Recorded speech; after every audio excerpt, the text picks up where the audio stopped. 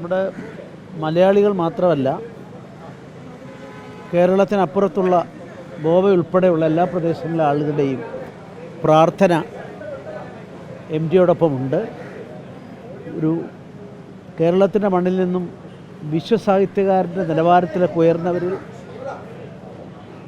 ഒന്നാമനായി എനിക്ക് എം ജിയെ പറ്റി തോന്നുന്നു.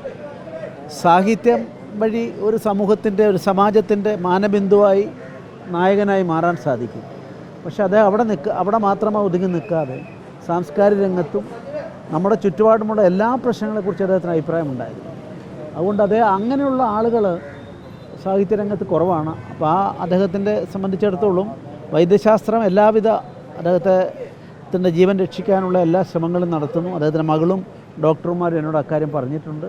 അപ്പോൾ അതിൽ സാധ്യമായ എല്ലാ ശ്രമങ്ങളും അതോടൊപ്പം പ്രാർത്ഥനയും നടക്കുന്നുണ്ട്.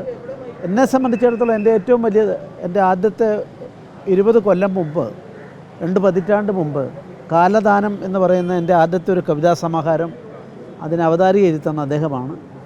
പിന്നീട് ഞാൻ ഓർക്കുന്നു, വാത്സല്യം, എന്നോടുള്ള വാത്സല്യം കൊണ്ട് കൂടി ആകാം അതിനൊക്കെ അവതാരിക തന്നത്. എൻ്റെ കവിതയുടെ മെച്ചത്തേക്കാൾ ഉപരി എന്നോടുള്ള സ്നേഹമാണെന്ന് ഞാൻ വിശ്വസിക്കുകയാണ്. വിളക്കുകാലുകൾ എവിടെയെന്ന് പറഞ്ഞൊരു പുസ്തകം കോഴിക്കോട്ടെ ഒരു പ്രസിദ്ധീകരണശാല പ്രസിദ്ധീകരിച്ചതും അത് പുറത്തിറക്കിയത് എം ടി ആയിരുന്നു. വലിയൊരു ആത്മബന്ധമുണ്ട്. അദ്ദേഹത്തെ കണ്ടു, ഞാൻ പ്രാർത്ഥിക്കുന്നു അദ്ദേഹത്തിന് തീർച്ചയായും സർവശക്തൻ്റെ അനുഗ്രഹം ഉണ്ടാകും. കേരളത്തിൻ്റെ പുണ്യമായി മനുഷ്യനെ ഇനിയും അദ്ദേഹത്തിൻ്റെ ദൗത്യവുമായി മുന്നോട്ട് പോകാൻ സർവശക്തൻ്റെ സഹായമുണ്ടാവട്ടെ, അനുഗ്രഹമുണ്ടാവട്ടെ എന്ന് ഞാൻ പ്രാർത്ഥിക്കുന്നു.